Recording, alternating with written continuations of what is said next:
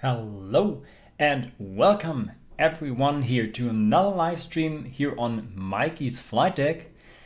And today again with a special live stream. We have a guest here today and I think we will have a really cool discussion about Boeing topics, about cockpit building and so on, and even using OEM parts. So let's welcome here Peter from Build a Boeing. Hello, Peter. Hi guys, I'm Peter from Build a Boeing. How are you doing? That is fine. I'm fine, and I hope everyone in the chat too. Peter, finally we meet each other here live in person now. Normally everyone is producing its videos, and now we come here together to talk a little bit about cockpit building, Boeing topics, and so on. And we have talked a little bit before, and I think this will be a good evening. There are many topics. When we start talking about it, we won't stop so fast. Probably, yeah, I guess you're right. Yeah, I can say as long we will have a look into your cockpit, how it's looking right now at the moment. But before we go here, I have a quick look to the chat here. So to everyone who's watching us here now, you can write down your questions in the chat. When you have questions to us, then we will answer them if it fits the topic. Say hello, Fale de Castro Borges. Hello, nice to have you here in the chat. So Peter, now it's your turn.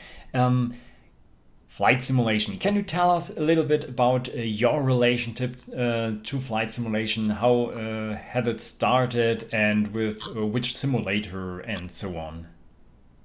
It actually goes back to Flight Simulator 4, which is back in the 90s, I reckon. Yeah. End of the 90s, I bought Flight Simulator 4 and played it on my Macintosh Color Classic, I think it's called. This is like a small box with a small screen on it, and the frame rate was about 1, or perhaps even a half, and the scenery was just blue surfaces and green surfaces, and then some white lines being roads. Yeah. And that was my beginning with Flight Simulator, flight sims, and from then of course was Flight Sim 5 and so on and so on and so on up until Prepared. I'm still on Prepared right now. But I've always had this fascination for the last 20, 30 years or so for flying. But I have I'm a bit colorblind, so going down to pilot road has never really been an option. So that's why I've just stuck with flight simming instead, and finds it fun. Yeah, I think most things, when you can do them as a hobby, it's fun for you. When you have to do it to make money with it, it probably may stop giving fun to you. Yeah. I know a few pilots. I think they will agree with you. Yeah. So yeah, Flight Simulator 4. I think to all of you out there, there are some videos out there on YouTube showing the development of Microsoft Flight Simulator from version 1 up to now the MSFS, and it was the old times. I think I have read this. It was a sign that it is an original Microsoft PC when Microsoft Flight Simulator is running on it. So that was a quality sign, I think. Yeah, but same as me. Version 4, I think, something there, and 5.1 was the one where I got the way into the game when I made my first flight from one point to the second one, and I landed where I wanted to land later. Yeah.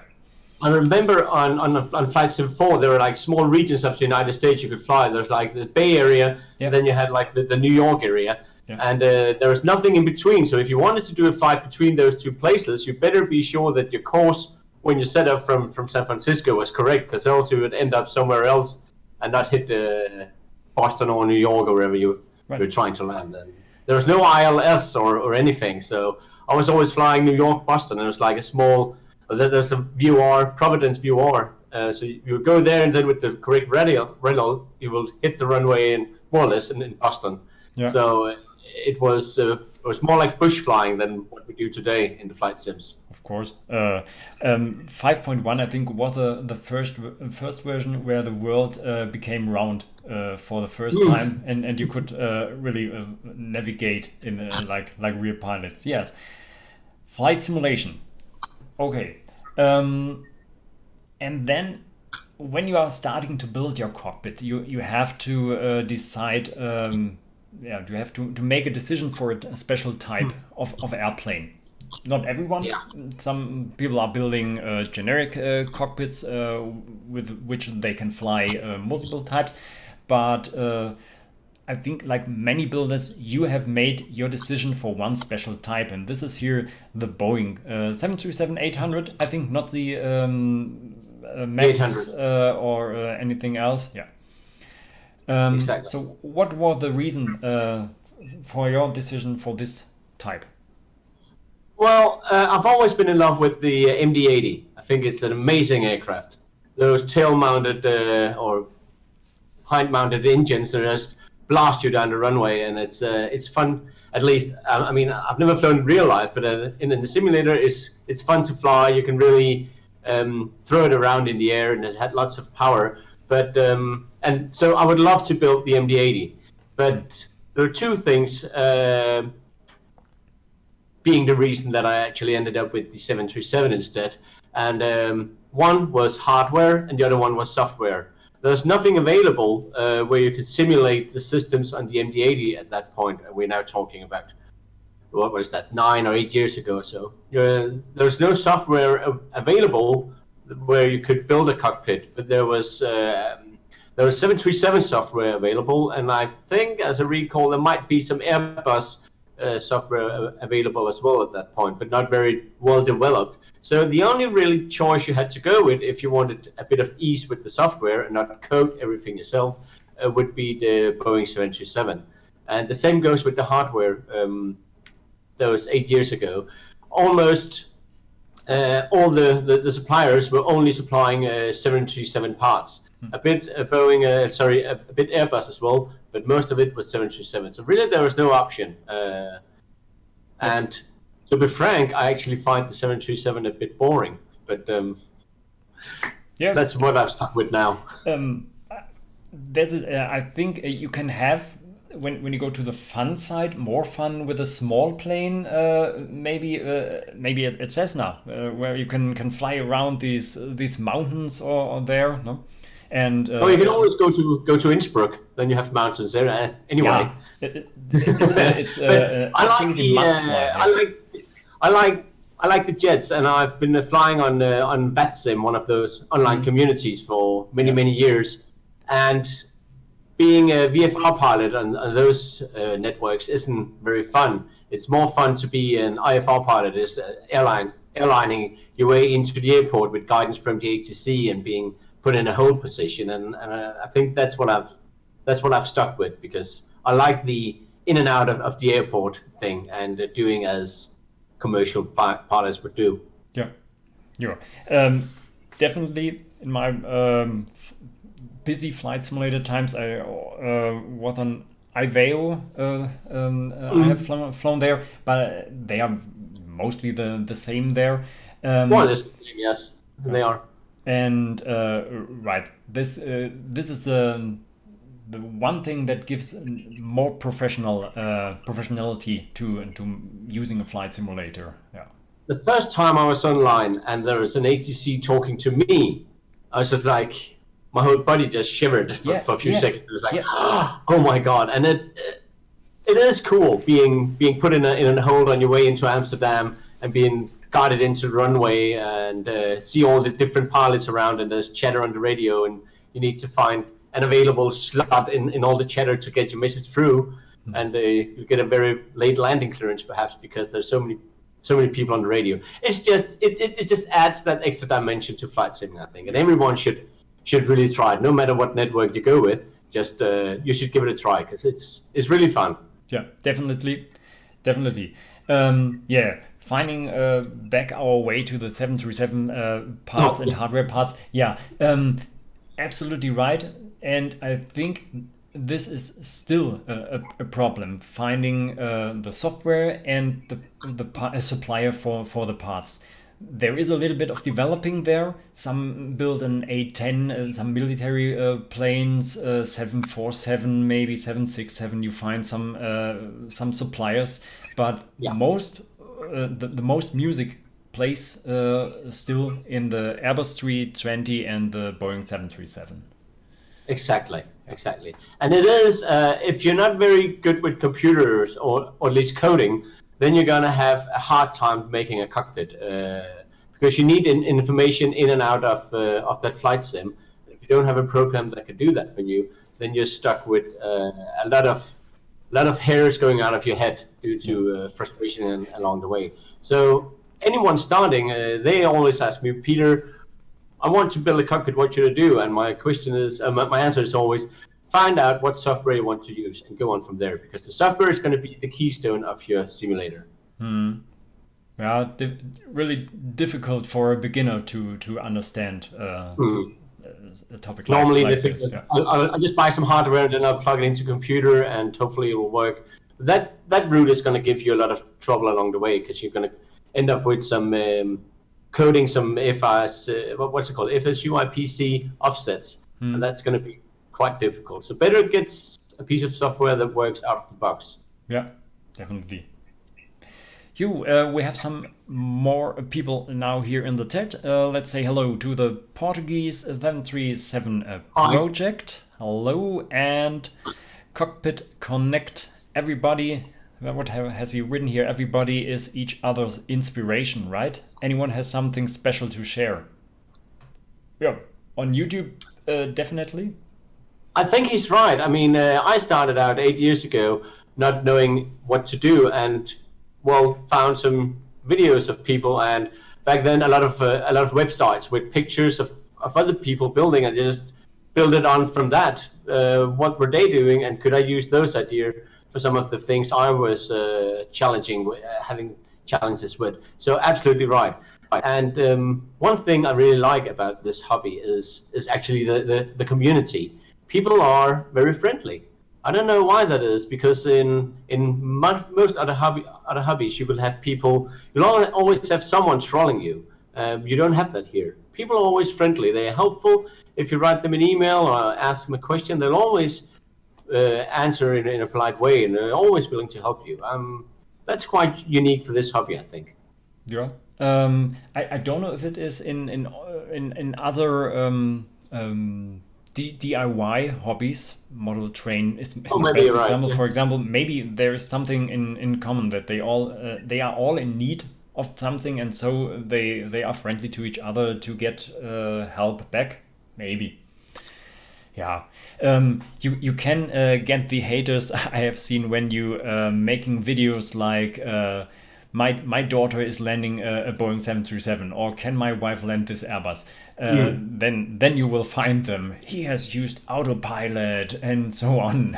Yeah, I always have a very big disclaimer to begin with in those videos saying, I'm just a happy amateur. Please yeah, don't hate me. Go somewhere else if you want to do that. yeah. I'm just having fun. So, but then again, of course, if you did that pretending to know what you're actually doing, then it would come after you.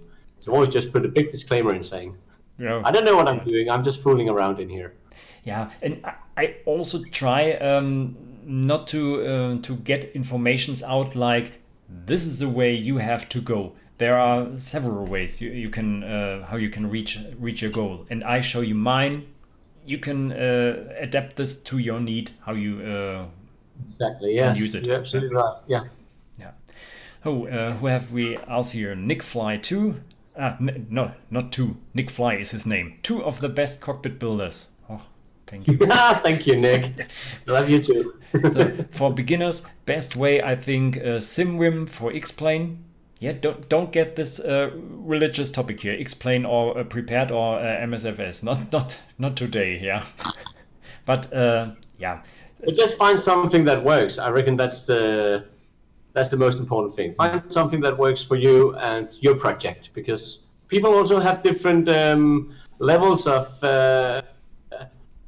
realism. I mean, if we look to my left right now, we have almost a complete double-seated 737 cockpit. I like that, and all the switches more or less work. Other people, they're satisfied with less, and then of course they should go with whatever they find fit. definitely. Let's finish the last chat people here. Tiger Bennett, hello, good to have you here. And the A330 fan, hello, one of the 3 guys we had here with their own 737 nose. Good evening from the Aerodreams team. Yeah, good evening back. Stay here and learn from us. Maybe there's something you can still learn. Yeah, the most important thing is the community. Yeah, as we have said. Yeah, back to your plan, if you have a plan. Have you planned a rough way through all your building until your cockpit is finished? Or do you just start a task and see how it is leading, where it is leading you?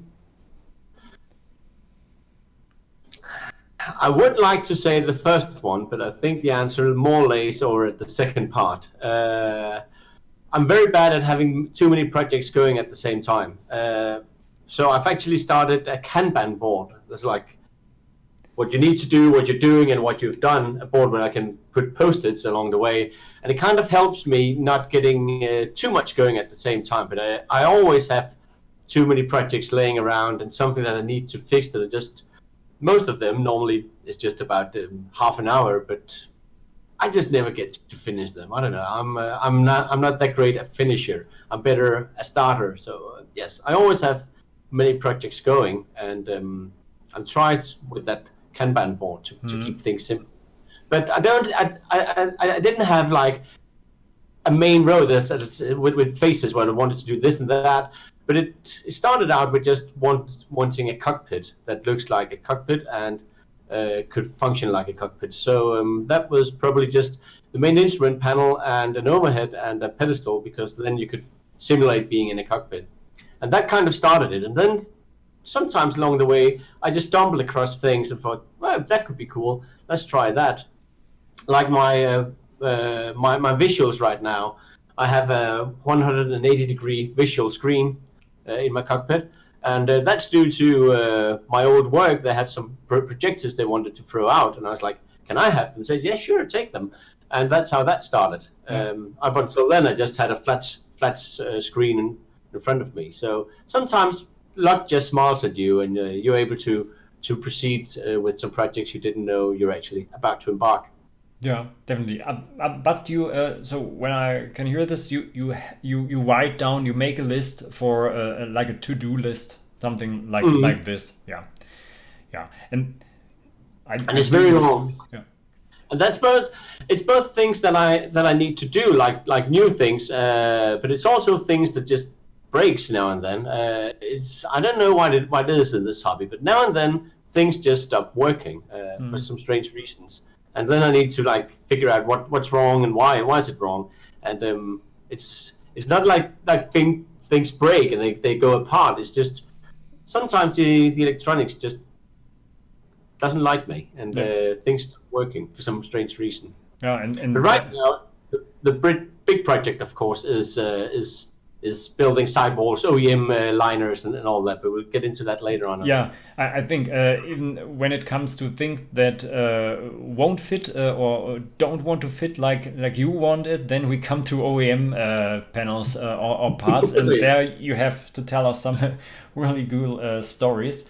When I look, we will look into your cockpit in short. I have seen a development in your videos, and I think some of the in the audience want to know this too. In the beginning of your videos, we saw you making these handheld videos. One hand the camera, and the other one tries to disassemble a motorized Exactly. throttle. Yeah. No? And now you're a little bit more professional there. Do you have a cameraman now? The room for improvement, definitely room for improvement there. I bought a gimbal, one of Yeah. those arms for your camera, so I can place my camera on the table and then walk around a bit, and Yeah. things are not as wobbly when I record because it keeps the camera still. But it's still me most of the times. Sometimes my son, he's almost 12, he helps me a bit with some of the recording, and he finds it quite fun. He can't quite comprehend that his dad actually has a video on YouTube with 250,000 views, but he's like, why would people watch this? So, but he helps me a bit as well. Yeah. But it is still DIY, low tech. Yeah. Why do people watch this? Yes, one of the funniest comments I have seen under one of my videos was, I don't never want to build this, but I can't stop watching these videos. Yeah, yeah, okay. Yeah, his father finally becomes a YouTube star. Exactly. So now I think is the moment where we go to your cockpit, I think. We can do that. So, guys out there, let's have a look into Peter's cockpit here. Okay. I'm going to take the camera Yeah. by hand, so it's going to be shaky a bit. Yeah. But let's just see what we can do here. So, right here is the cockpit. So we're sitting in the... It's actually next to my living room right now. And just move in here. So this is what it looks like. Yeah, cool. So there we have it. Pedal still is there, the throttle. Are these both two working CDUs? Yeah, they are. I had one before, and sorry, I just need to place my computer over here like that. My homemade CDU, I changed that for two CDUs at one point. There are a few things in a cockpit I reckon you should buy, not DIY style, but somehow buy it with a USB, just plug and play. And one of them is definitely the autopilot unit. And the other one would be your FMC CDU down there, because you're just going to use them so much that you want something that works without difficulties. Yeah, yeah. I can expect when you are building your MCP yourself, this can be lots of troubles and problems to be solved there. Exactly, yeah. And that's just one of the hearts in your cockpit. You want that to work plug and play. Whereas the panels down here, if one of these doesn't work, well, you're going to survive anyway. Okay. So there is there anything you have to mention special? Any part here in the MIP, MCP, or something? And which where do we have it from? The MCP, which manufacturer is This is they're both open cockpits. Oh, okay, yeah. And the pedestal down here, I just swing my leg in. We can look down here, perhaps. So right now there's a hole right here because that's one of the OEM panels, and it's out on the table because we're going to look at that later. Apart from that, this is also DIY style, except for 3 open cockpit USB radios. I did a video about spaghetti mayhem early on, about all the wires that you have in your pedestal, and I actually started changing some of them to USB versions as well. And then we have a OEM weather radar panel here. That's OEM as well, so that's from a real aircraft with that special orange glow to it. It looks very, very nice. And it fitted. It fitted into the space you had. It did, yes. Okay, cool. Surprisingly. Okay, one of your most favorite parts is your overhead. I think. Yes. And it's up here. It's still the same overhead as I started 7-8 years ago with the printed foil here. But you can see some of it here. We have annunciators working, so the panels are actually not that bad. One of the problems with them, at least the way I've made them, is they're not backlit, so there's no backlighting on them. But they do the job for just $50. It's they've done great so far. Yeah, and this is something everyone who is building a cockpit has to think about. How much money do you want to spend? The more money you invest, the better or the more realistic is the result at the end. But here, you can't say anything against it. For $50, a complete functional overhead, and yeah, starting with a printed foil, yeah. Exactly. So if you want to get started, I think you'll always have like a big initial cost for your cockpit. You need to buy like this part, perhaps as a USB or perhaps the CDU.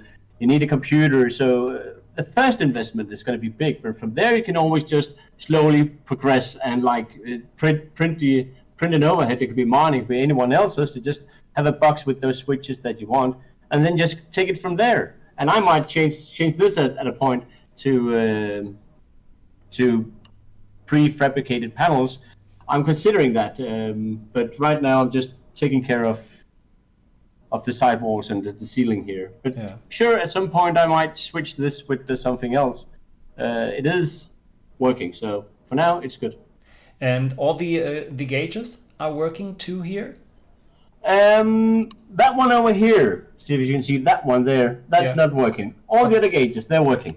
Okay. Homemade as well. Okay. And I saw your video, Michael, about gauges, and it isn't that difficult.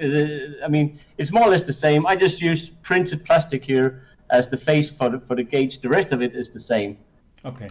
Yeah. So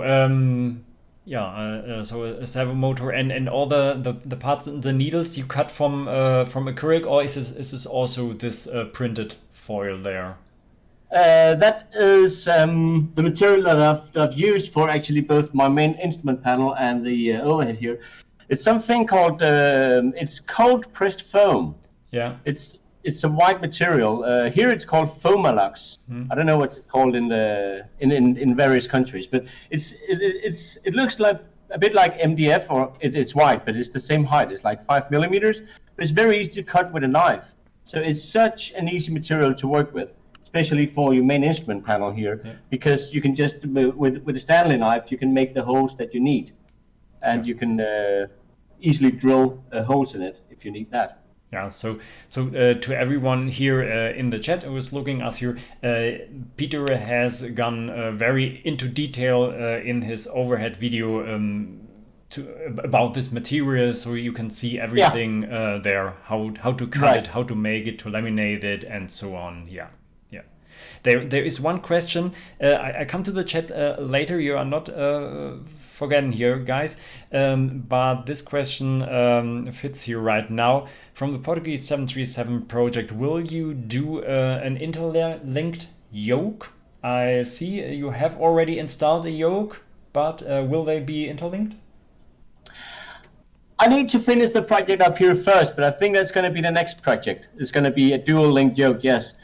But I'm working at a trade school, a school where you learn trades like carpenters and blacksmiths and so forth. So my plan right now is to go out with some cake to them and ask them if they can make it for me.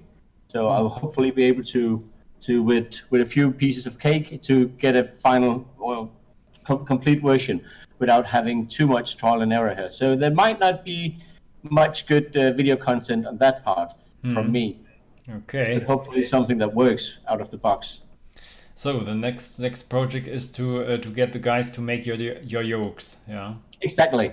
Now we are learning something for the real life. Okay. Sorry. Now you go. I have this this picture in front of my eyes. You with the cake going there. Now you learn something for the real life. Make a yoke. Yeah. Exactly. Something that's gonna help you in the rest of your career as a blacksmith. Okay. Cool. Yeah. Really cool.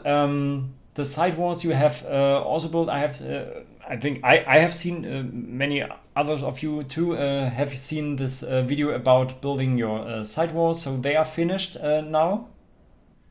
They're finished over here, but they're on the way out because I'm making new ones right now. Okay. Due to the eyebrow windows. Yeah. So it's like a trickle down thing because if I want to fit eyebrow windows up here, I need for those OEM liners that I bought. I don't know if everyone has seen them, but I found some OEM liners with the eyebrow window, the ceiling, and then the third window that we have down there, the liner for that with that part that goes underneath the third window. And if I want to mount that, I need a window sill, that piece of this one. I need that to be in place, and in order for that to be in place, I need sidewalls with the correct measurements, and these are not the correct measurements, the ones I have right now. So right now I'm building new sidewalls for the third time, hopefully for the last time. I have talked to the guys from the Aerodreams team. They said these sidewalls are, I think, about 4 centimeters too thick, to the inside. I think. Okay.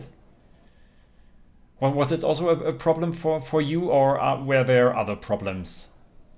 With the sidewalls? Yeah. No, they're fine. They're working. I'm not absolutely sure that they're correct measurements. So that's why I'm building new ones, just to make sure that all the different drawings fit right now. Okay. Yeah. So if there's someone nearby Denmark that later on this year need a pair of sidewalls, just come by. Okay. Cool. So I think when you have made your measurements, then we can find these on your website. Well, I'm actually I'm using Carl's drawings right now. Okay. Just to make sure that everything is the same. He has drawings with something that fit, and I'm just going to use them all the way through here. Right. Yeah. Right. Now I'm into this again. I have seen you cutting these MDF out in there. Yeah. So anyone who's not knowing what we are talking about, another cockpit builder, Helimac from Brunei, Carl is his name, and he is also making a very quick growing YouTube channel, and he has made very detailed plans of sidewalls and window liners, so drawings really a professional style, and so you can cut them out, CNC out them, or something like this. Yeah, exactly. And one of the problems that I've always faced in this hobby is that there's not one set of measurements. There's not one set of measurements that fit your own cockpit, but also you can find different sizes for the same measurements online. So some would say this would be 45 degrees angle, other would say it'd be 40 degrees. So you kind of just need to stick with one set of drawings and then build everything on top of that.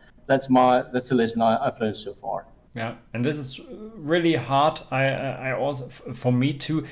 At some point, you have to make a decision which measurement you take for your cockpit, and from there you are fixed with these measurements, and this causes anything else to grow in your cockpit. Yeah. Exactly, and that's why I'm making the third version of Sidewalls right now, so that everything is the same series. Yeah. Then good luck with the sidewalls. Yeah. But I think you are sticking to very good plans. So I've seen on your website these other plans where you have tried to build your shelf from I think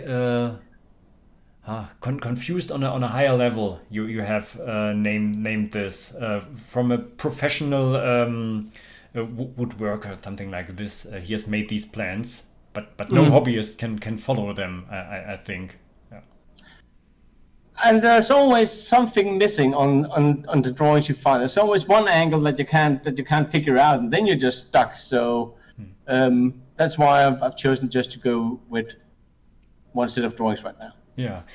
Is there anything else you want to mention here in your cockpit before we go back to the normal stream here? I think that's about it. It looks unfinished right now, especially on the other side. I'm pointing the camera to the captain's side right now. The other side is more or less taking apart, but I can just turn the camera around. You see wires sticking out and all that. So no, turn it away. Yeah, so you should always turn the camera into that angle that suits you well, because you can't see what's behind the camera. Yeah. Still a little bit of work to do, I think. Still a little bit of work to do. I have a few OEM panels in the cockpit, as I mentioned, down here in the pedestal. We have that gaping hole right here with the audio selector panel goes, and I have that laying outside, and we can see that in a few seconds. And then here, a weather radar. And up here, I have, see if I can tilt the camera a bit. There. This panel here is OEM as well. And then up here in the aft overhead, all the way back here, that one is OEM as well. And that one, oxygen mask mic, isn't actually from a, up there, sorry. That one there is also OEM, but it's not from the NG. And that's one of the things with using OEM panels, is that if you want the panels from the 737-800 or the NG version, then you have to pay big bucks. So that one up there is probably from the classic, the 400, or perhaps even from a Boeing 727. But they were in a bottle that I bought, so I just mounted it up there, even though it's not a part of the real cockpit of the NG version. Yeah. I think this will make the job. There is not too much they have changed in this designs, and there are some gauges where these clock gauges and now are digital, maybe. But yeah. But apart from that, they're more or less the same. The one I have over here with the navigation, I think this one says compass and this one says VHF nav. And as I recall, this should say IRS instead. This is free from memory, so correct me if I'm wrong. But I can live with that. And if I wanted to say the real thing, I'd just put a sticker on top. That would be okay with me. So you need to go a bit on compromise unless you want to buy 737-800 parts. Yeah, I think this is no problem. If you want the real one, you have to buy the full cockpit. But here we have to be happy with the things we can get. Exactly, and it's just a hobby project. It's not a level D simulator or professional simulator. It's just me having fun in my hobby room. Yeah. Okay, then let's go back, and we will. I'll squeeze my way out of here. Yes, try to get out there. And while Peter is on his way back to his seat, I will have a look to the chat here and what questions or chats are there. So what do we have here? Peter, your channel was one of the reasons I've been building my own simulator cockpit over 3 to 4 years now from 737 SE. Yes, always good to hear that. So we have to go there. So always good to hear that we are presenting this hobby to other people and bring them to start this too. I was staring at your blog for hours until a wife just told me if he can build a sim, you can, and I was off. Oh, okay. Great. If he can do this, good then to you can hear. do this too. Okay. Yeah, later on I've been following Michael's blog as well. Have to give both of you a big hand for sharing your progress. Yo, thank you. Nice to hear. It's very nice to hear. And well, here we are in 2021, but when I started 8 years ago, I did the same. I was looking at the other people doing the same and getting my inspiration from them. So I'm just glad that we can pay back what we have done as well early on. Yeah, we all came over the questions we had, and now maybe some of us are in the position to giving something back and answer these questions. Yeah, Exactly. the good old Norwegian 737 project. What have I watched his videos? Exactly. I wasn't able to get so many him. of his videos. I wasn't able to get him to the live stream until now. But when you are watching this, call me. Call me. I want to make a live stream with you. So, Jerry McCarroll, my cockpit will never be finished. And this is something Peter said too. Yeah, it's never really Jerry, I'm thinking finished. right. And hi, Jerry. So, Cockpit Connect, whatever here. I try to inspire and help builders to develop their cockpit software. Are there limits or drawbacks to software currently on the market? Limits. I've always used ProSim. Yeah. And I'm very happy with that. So it's not because I want to do a commercial about ProSim or endorse them. And well, I would like to endorse it because I think it's a great piece of software. It has made my build much easier because when things are in whatever software you choose, if it has native support for different parts, then it's just plug and play. Then you don't need to do much coding. And right now, even SIOC, Open Cockpits, Mastercards, is fairly easy to work with right now. But it covers all at least my needs, both in terms of simulation and in terms of interfacing. So I like that software suite. But I'm sure there are other products out there that might be just as good. I haven't done any research because I started with ProSim. Yeah. I don't know, So 7 years ago. right, I'm also not seeing any thing. I'm still starting with this thing, and so I didn't came over anything where I said, oh, there is something missing for me, right? Because I'm not too deep into this topic until now. So other softwares, there is. If you want to look out your Cockpit Connect for this, there is Project Magenta, was years before a big player. I don't know if they are still way cheaper than ProSim, but Yeah. they Well, were the big player years When I ago. started ProSim, the price tag was just 300 euros. It's very different today. So Yeah. if I was starting today, I might also look for alternatives because the price tag is heavy on ProSim right now. Actually, I found out a few years ago there's also a MD82 now that you can use for cockpit building as well. Okay. So who knows? Maybe I'll switch at some point. Never gonna happen. Never gonna happen. But I met a guy, a Danish guy. He actually built a MD80 cockpit in his caravan. That's Okay. quite fun. So he just put it on his car, drive it around to fairs and markets, and you would open the door and walk into a cockpit, but it was a caravan. Cool. Yep. Yeah. Yeah. Have this idea. Why not? Other software I know here is, for example, this the Zibo mod for X-Plane is there. We have the cockpit builder. What is it here? This cockpit builder edition.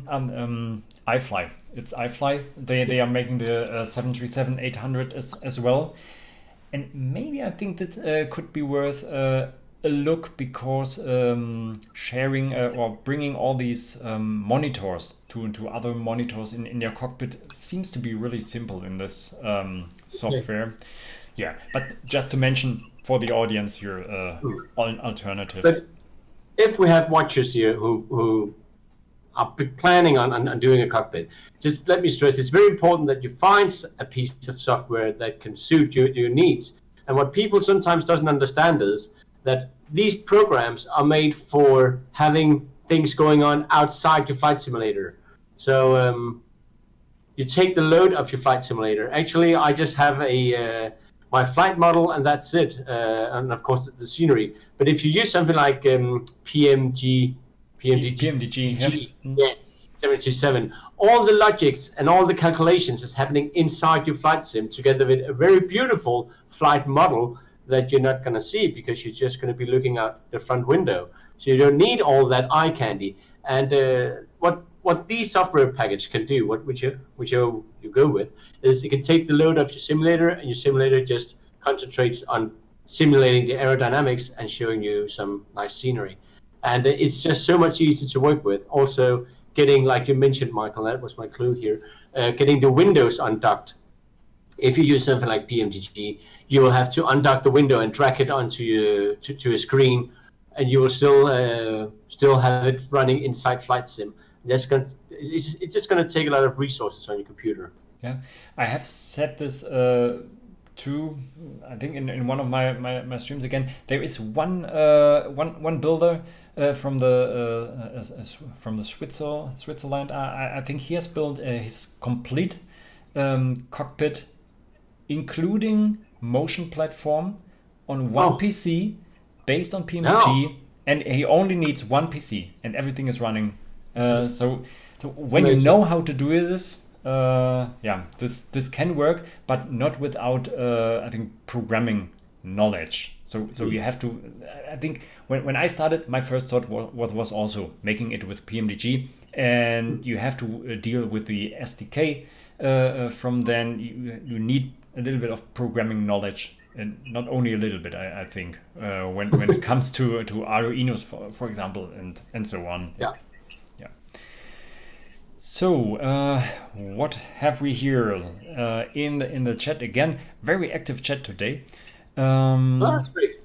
So Nick Fly, Jay McCarroll, for us cockpit builders, cockpit will never be finished. Right. What we said here. And yeah, SimPilot 2018 has a question. How many computers are you using?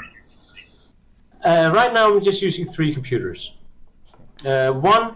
I have one main computer, and it is getting outdated now. But that's the one that's running prepared. I'm still on prepared, and it's running prepared, and then it's running. Stop me, Michael, if it gets too technical here. But there are also technical. You can have you have a program called ProSim Audio. You can install that on your different computers, and on that computer I have ProSim Audio playing the hydraulic pumps and the APUs, because my speakers connected to the computer is here behind the cockpit. It's right there, actually. I have my old speakers from when I was young, there's 1 meter high that the wife doesn't want to see. Yeah. They're in here now. So all the engine sounds come from behind the cockpit. So that's my main computer for the simulator, and it does nothing else. vPilot, and then prepared. Then I have a computer with that's kind of the heart of the simulator, and that's the one with the screen right there. And that runs ProSim and all the ProSim programs and everything there. And then I have and to that computer as well, I got, let me see, I have 2 screens extra connected, and that is the navigation displays inside the cockpit. And then I have a third computer which has, the only function it has is displaying something on 4 different screens, and that's the ICAS, the engine instruments upper and lower, and then the two CDUs. And this is mostly just a matter of how many screens I can connect to one computer. So that's why I have 3 instead of 2. But one main computer for your prepared or your flight simulator that doesn't do anything else. Use all the resources you can on the flight sim, and then have a second computer where you have all your simulation going. And as I mentioned, I have 3 computers now because I have 7 screens in total for the simulator. Yep. Okay. So I cannot connect 7 screens to one computer.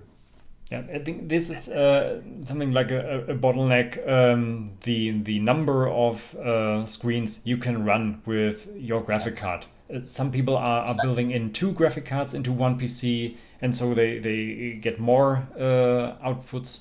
Yeah, I do that as well on one of them. 2 graphic cards in that one. Yeah. And then there's the thing with USB, and that's perhaps also a bit of a bottleneck in a cockpit build. You just have USB cables running everywhere. Yeah. So the third computer I mentioned is actually placed right now inside the cockpit, next to the captain's seat, and that's to get some of all the USB wires connected as quickly as possible to a computer, so it doesn't run out here. All the other computers is down here below here. So it doesn't run all the way out here. The longer USB cables, the more interference and the more things USB just acts up sometime. Yeah. Okay. Yeah. Let's go on a little bit. We have seen there are many resources out there where you can receive knowledge. What have been your best resources for gaining knowledge about cockpit building, or maybe special 737 cockpit building? Michael. Thank you. Well, I think the Marcus Pilot measurement handbook is like a Bible to most cockpit builders. Yeah, the Bible of measurements, definitely. Yeah. Yeah, or at least it was when I started. There's no. That was it. You didn't have anything else. Yeah. Now you have, as I mentioned, I'm sticking with the Carl's drawings right now. Now you have tons of different drawings, so you need to stick with something. But that booklet has been a Bible to me. Whenever I'm in doubt where to put something, I consult that book. I still have it laying around over here. Yeah. So I think that was my main, not inspiration, but source of information. Yeah. Same for me. Out there for all you, if you don't know what we are talking about, it's one builder, one guy. It seems like he was allowed to be inside a cockpit for one day with a measurement tool, and he has measured everything point from every other point in the cockpit and angles and so on, and there are still some measurements that are missing, but not much. There's really the yoke, the height of the windows, and some liners in the cockpit from the floor, from the sidewall, and so on. Yeah, everything exactly. There's so many measurements there. Yeah. And those, as Michael mentioned, if some of you haven't heard of him, his name is Marcus. So you can just Google Marcus Pilot. Yeah. And the website looks like it's from the beginning of this century, but it's there. Just go through the door. It's there somewhere, and it's like a PDF file with 100 pages or so. Yeah. So yeah, and definitely Carl is. I think the new level people are demanding with 3D printing these days. The times there when we started, or especially you started, 3D printing wasn't there for hobbyists, and now we are in the position that we can download and print parts for a full motorized throttle quadrant nearly. Right there, it's my 3D printer. You are already beginning, or the Oh yeah. I've printed many things. You're absolutely right. This hobby has taken a next level within the last 5 years or so, especially with new people coming with new ideas, and definitely 3D printing is it's amazing what you can do. when I started, you couldn't get special parts. If you wanted a knob, you could either pay 13 euros, or you could just find something that didn't look like the real thing, or perhaps just was a bit close to. Now you can 3D print it for €0.5.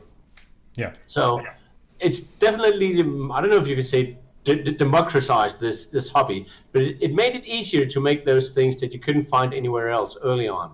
Yeah. And I reckon if you start building, you should of course concentrate on your simulation, on your systems, getting things working. But then at some point, at least I got to phase 2, and phase 2 was like, okay, now things are working. 90% of the switches are working. 90% of the annunciators are working. I can do a flight.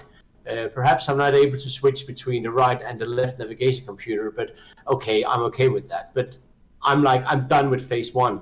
And then you start looking around and say, perhaps I should 3D print some stuff for eye candy, because it is mostly eye candy, but it is very good, and it brings things to a newer level, a higher level. And 3D printers are they're cheap, I think. Yeah, definitely. When you're talking, filament or resin printers, both come really cheap. Yeah, and you should maybe invest a little bit of time learning 3D modeling. Then you can create your own ideas. But those times there are also many resources there so that you can just download things, print them out as they are. Yeah. You're off for a good start if you just start downloading and printing. And it is, for those of you who haven't tried 3D printing, it is just download, print.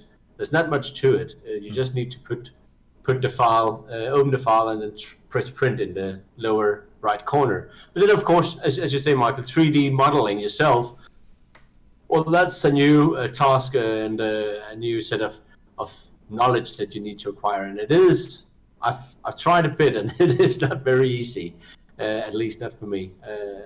I'm not able to get my head around how to do that. Yeah. So there, other people are bringing all the files that you need, maybe. But in this case, you have to work with this, what you can get. So, and you have to be satisfied with this. Yeah. Nothing gets over this moment where you have designed your own 3D model and you print it out and it comes out like you wanted it to. Yeah. You mean like the third or fourth attempt? Oh, yeah, maybe. Different iterations. Yeah.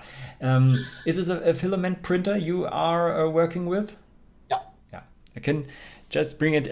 I just started these days with resin printing too, and when you come from 3D printing, this brings you, I think, the next level in quality. Really, exactly. amazing thing. But for flat pieces, I think, small and flat pieces, where the time consuming is when the pieces get taller. But for small pieces, resin printing, I think it's the way to go, because it doesn't matter how much you print on this topic, because it is lighted and hardened all the same time, 2 seconds, and then the next layer. And a filament printer is running all this layer first. Yeah. Exactly. Yeah. Okay. But I got that cheap. It was like €200, I think, €250. So if you're into this hobby, I reckon most of you know it's not a cheap hobby. So at some point, getting a 3D printer might be a good idea and not have that big an impact on the total cost of your cockpit. Yeah.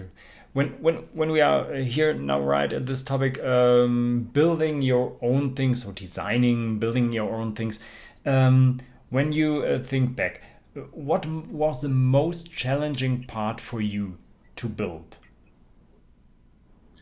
In the cockpit?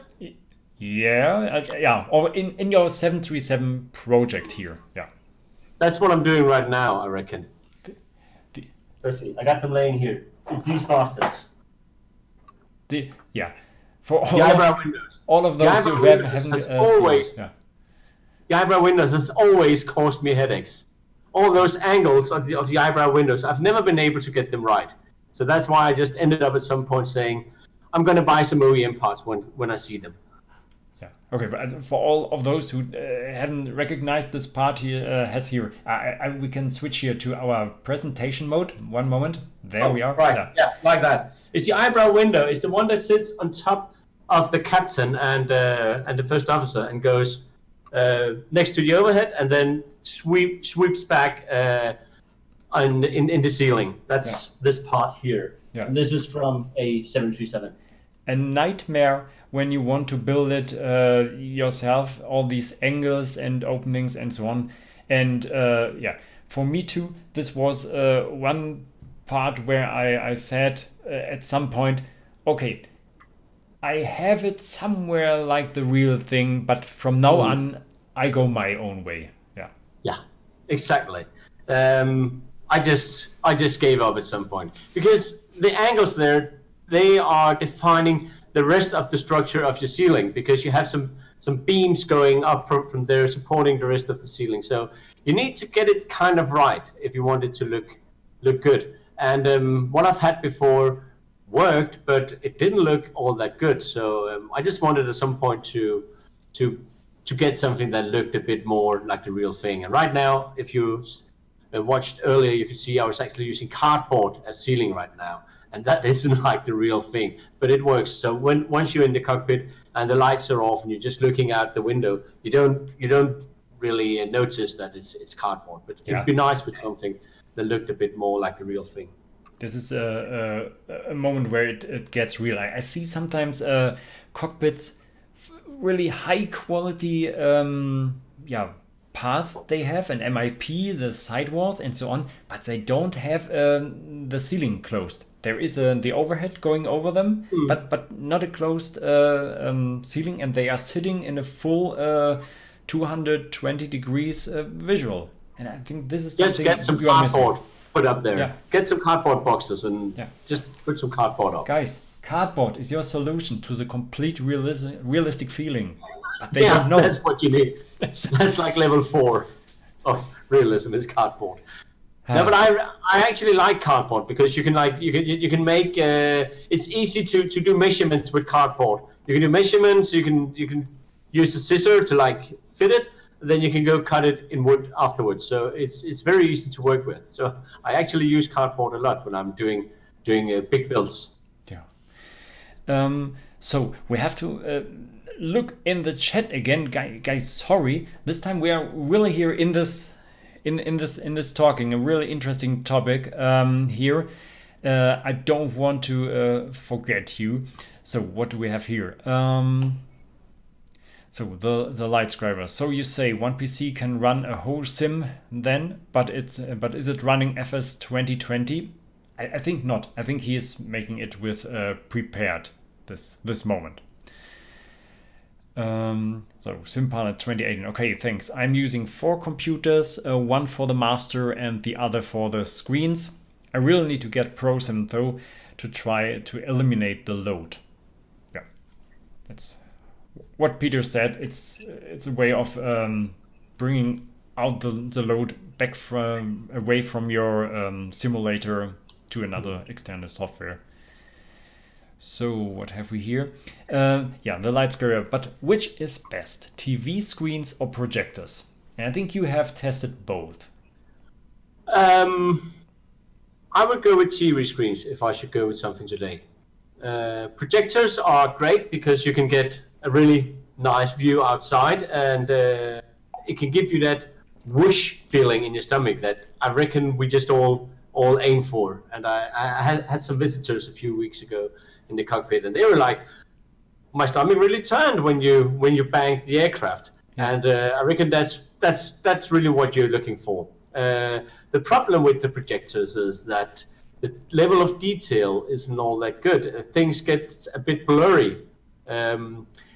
See if I can explain this, but if you have the projector and it projects onto a screen, it's sharp, the image is sharp, and the lens up here is bended so that the image is sharp along the entire screen. The thing is, when you do a curved screen, let's see, if you curve it like this, I hope this makes sense, it's still sharp here in the corner, in the edges, but here in the middle, it gets blurry a bit.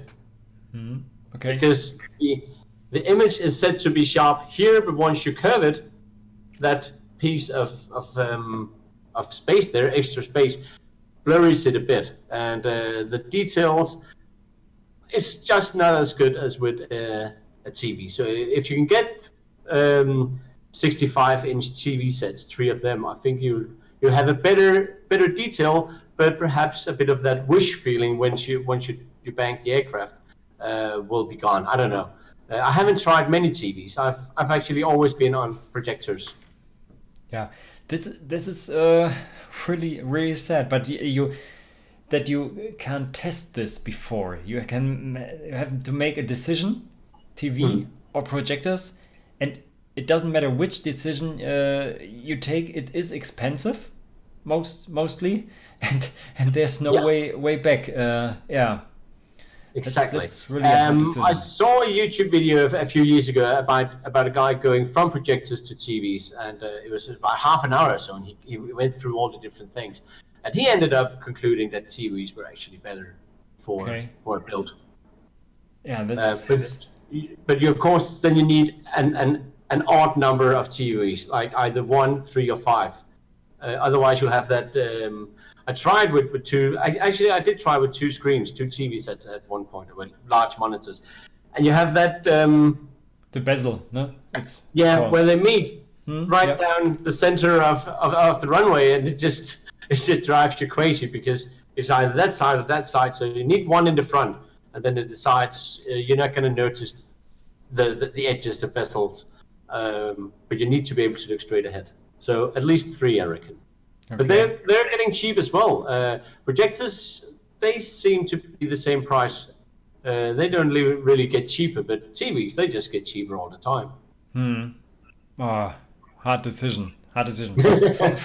For me too. I'm really thinking. And but have you experience that you have set in a simulator with screens? Not with multiple screens, just one big TV in front. Okay. But you can definitely see now. My projectors is in HD. They are close to. I can't remember. HD is like 1080p. Yeah. And mine is 700 and something. So they're are the HD ready ones. Yeah, something like that. And that of course also gives something with the level of detail. But when I'm taxiing around, it can be a bit difficult to see the taxi signs. So I need to have the charts ready because it's not very clear what's on those yellow signs. Okay, so I think this can be one thing that turns out.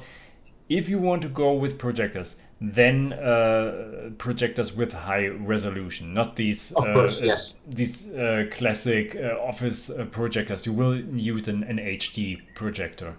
You need an HD and you need a short throw projector as well. I'm using ultra short throw projectors, and I got them for free, so that's why I chose them instead of perhaps buying the Optima 1080 or the Cuban 1080. But they're also short throw, which means they can actually from like half a meter from the wall, they can project 2 meters on the wall. They're not that good, but they were very cheap. Cake. Yeah, of course. If I can get them for free. There's a long way with this hobby if you know the right people. Yeah, definitely. So really interesting topic here. Projectors or screens. We will see where it will go then when it comes to this decision. So what have we here? If you use a 1 and 3, no, that's what's up. A different thing. So how is ProSim interfacing with MSFS 2020? I think there is they were compatible with FS 2020 really early. So I think right now they are. I'm still want to make a video about this and trying this. I think Carl has also done this already. Okay. From the ProSim forum, it appears it is, but as I mentioned, I'm still unprepared, so I need to buy a new computer before I upgrade to FS 2020. But I'm gonna at some point. But the last budget went on those OEM parts, so need to do a bit of saving first. Yeah, definitely. And for the development of the cockpit, I think prepared is still enough, because it starts much faster than the Microsoft Flight Simulator. Later, when it comes to visuals, yeah, really, this can be the way. But I can still see my house in prepared, so I'm glad. Okay. When people fly, I have an add-on for Denmark, so we can fly over and say, "Oh, look, there's your house," and people are just, "Wow, that's amazing." So that's a lot of fun. Yeah, when you have this. Then this take over, and then they start crashing into their house, and that not that much fun. When you have these high quality add-on sceneries, then you can gain it. But so absolutely, FS 2020, it just throws you away. The graphics, they're very good. So let's go on here a little bit about our questions on Peter. One of the beginner questions, for example, projectors or screens, and you have already mentioned this question about the software you want to use. Do you getting much questions from beginners? Email, yes, on their website or anything? I do, yes. And it is mostly people asking, what should I do? I want to build a cockpit, how to start. Yeah. And I reckon that has to do with the concept I've been supplying to begin with, calling it budget, building on a budget, that with some of my advices you can get off for a quick start pretty easy. But most of the questions are actually how to begin. And and the answer is always, the question is very simple. The answer is always very complex. And it takes like 2 or 3 pages of going through what you should do and think about that. But always my recommendation is find out what you want to build. If you want to build a Cessna or a Boeing or an Airbus, what suits your needs, and then find some software, and then from there start buying the hardware, not the other way around. Yeah, really. There I have one question when we are at software again here. I have read this. So Nicolas Gonzalez, hello guys, greeting from Hungary. I'm a new builder and I really get inspiration from your videos and Carl's videos. Yeah, so you have a lot of inspiration, I hope. And I have the plan to do it around SimWim and X-Plane 11 with a Zibo mod, since ProSim is out of my budget right now. In your experience with ProSim, should I make an effort and save money to buy it? Sure. Was that for the 737 or the Airbus? The 737. The Zibo mod is a 737. Oh, right. Yes, of course. I don't know, Michael. What do you think? Because I think it's a difficult question to answer, because I could just go and say, go buy ProSim because it's a great piece of software. But on the other hand, it's like I don't know, $1,000 or something like that, and yearly subscription on top of that for $150 as well. So it just adds up, and you need to keep things in your price range. What you think, what you want to spend on it. You can. This shouldn't go into a ProSim commercial, but let's just cover this for a few seconds. You can download ProSim. You can try it for free for 30 minutes, again and again and again. So you are able to test it and see if it works for you. And if you find it easy to work with, then perhaps you should start saving some money for ProSim, if that will work for you. And if Zibo works for you, go with Zibo instead. I'm not too much in this Zibo mod and X-Plane. I never have played X-Plane and so on. What I have heard or read about SimWim, which is I think the Mobi flight for X-Plane a little bit. So right, yes. SimWim is something for your Arduino, and you can connect it then to X-Plane. There can be problems when you want to bring very much devices in it. Just what I've read, that they are multiplexing things, and it can be complicated and a very complex technical thing. The yearly subscription concerning ProSim, I think, wouldn't be the one that would hold me back. I'm paying $80 a year just for having my laser cutting software. I think this is something you have to invest into your hobby and so on. Yes, but the price is a number. You have to you have to want to But pay. I reckon just download ProSim, give it a try, see for yourself. Is this something for you or not? Is it worth it or is it not worth it? I think it's difficult. It's difficult to answer that question. That's it. When you have the possibility to have these two things parallel, explain and the simulator you want prepared, Microsoft Flight Simulator, whatever, with ProSim, then what Peter said, bring them parallel to each other, try the one, try the next. And what could be things that would bring your decision to one direction? Maybe you can interface something easier. Maybe you can only interface some hardware with the one software. Then you have one point for this side. Yeah. And so find out these things that would make your decision for one of these sides. Definitely. Yeah. And then when something is very much easier for you to build with this software, and it saves you a lot of time, and maybe time is money for you, no? Then again you can calculate this if you want to invest more for the software and save time. People have different standards. People have different needs and different wishes. Yeah. So if you like to be nerdy with programming, then you should go with one software. If you want things to be plug and play, then you should go with something else, but that's going to cost you at the end. Okay, Captain Bob is finally here with us too. Don't you have a live stream? Great. I think you are streaming right now. Okay, it's so wonderful to see you both. You're talking about such interesting topics. Yeah, we will do this. We have some topics on list still. Whew.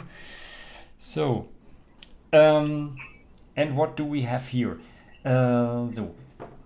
Your tools. Let's come to you again, Peter. Yes. Yeah, tools.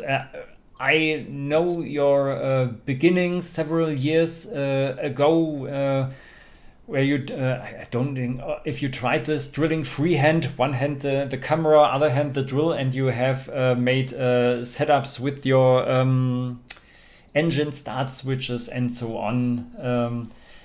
Did this hobby had effect on your shop and the tools you have? Luckily, yes. It has. It's not been that much. I think my main tools right now, the ones that I really use, is a Dremel, one of those small things that spins around. You can use it. Handheld CNC without CNC. Yeah, exactly. So. You can cut out acrylics and into shape. And then what you call it, a multi-cutter? You call it a multi-cutter? It has like a small saw blade in front that goes back and forth like that. The oscillating tool, I think. Yeah, technically exactly. An oscillating tool, yeah. Yeah, exactly. And it's great because you can also take it into the cockpit if you want to saw something. So those two.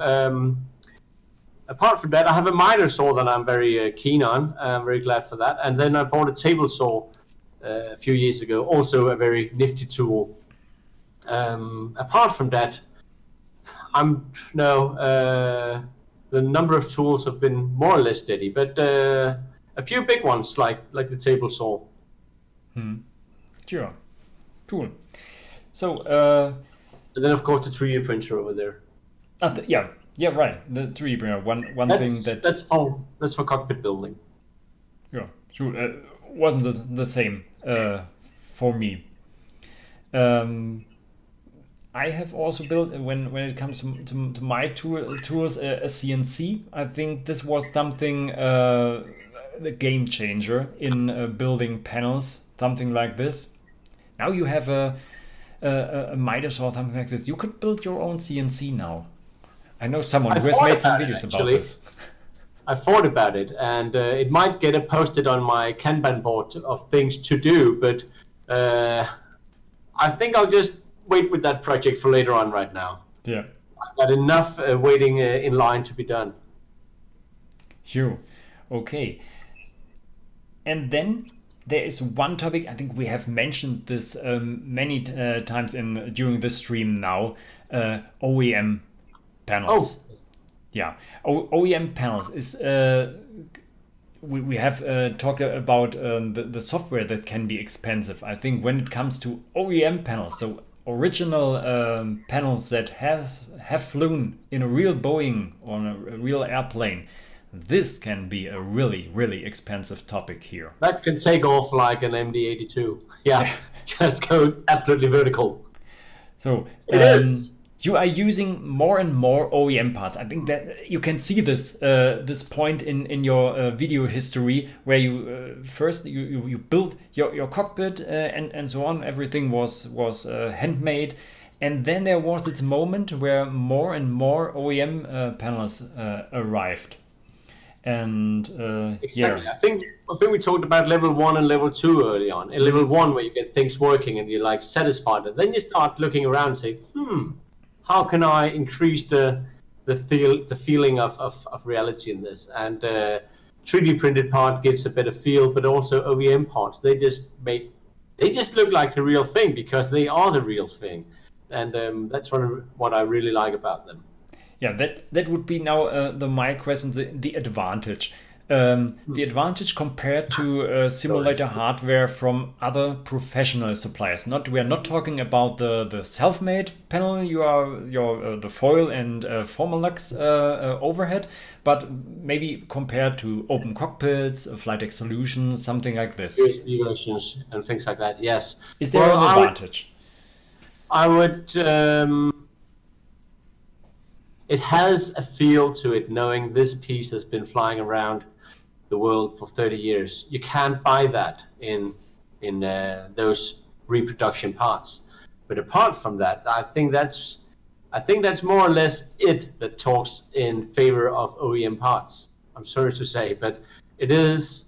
I have one right here. I mentioned the hole before. Yeah, here we I will switch to the big thing here. Yeah, there we are. Yeah, we have an audio selector panel, and it is from, let's see, 1992, I think. So it's been flying around for 30, 40 years or so.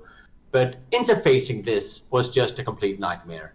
I ended up just cutting the whole thing, just taking all the wires out and replacing it with my own wiring and my own interface port, which I have inside. I'm using a Pokeys card in here with the Ethernet connection.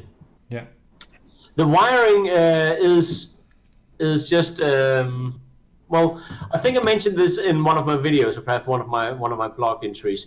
The thing is, on a unit like this, all the logics is happening inside this box. So if you're turning up the volume on this knob here, the volume control is happening in here.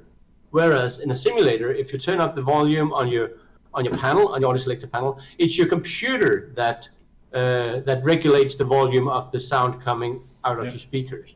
So on your computer, all the logic is happening inside your simulating computer in your computer, whereas in OEM parts, all the logic is happening inside the boxes. And so you need to get rid of most of the things inside the boxes. Furthermore, some of these panels, they're running on 28 volts. And finding a 28 volt power supply, well, you can do that, but things start to get complex. So with the OEM panels that I've interfaced so far, I've just taken all the wires out and done rewiring myself, and then interfaced them either as in this case with a Pokeys card that's inside the box, or with what's it called, D-sub connectors. Those 9-pin connectors that well, like the old VGA. Have them here. You have one there? He's calling about this here, these. Yes, yeah. Exactly them. I'm using them as well, and then taking the wires out to an interface board. Yeah, so But they have a great feel to it and a great look. this sounds, but okay. Let's say it's a nice to have. It's just for the feeling. You don't have any technical, I think, advantage of using OEM panels. There's a better feel to it. The Maybe switches, stronger switches and so on. Really professional made switches. Yeah. heavy duty switches, they're yeah. sturdy, and if you want to be real, if you want the reality of your simulator to be very high, then you need locking switches as well in the overhead panel, and they are very hard to find. And perhaps the easiest way to find them is actually getting some cheap OEM parts and then strip them for the switches, because locking toggle switches are not very easy to find. Yeah. Yeah, that's right. This is even in my panel also. I just using normal switches, not the locking one. Yeah, you have to pay much money to get a locking switch. They're like $100, €100 for one switch, and that's great. That's too much for me. Yeah, definitely. Yeah. Okay.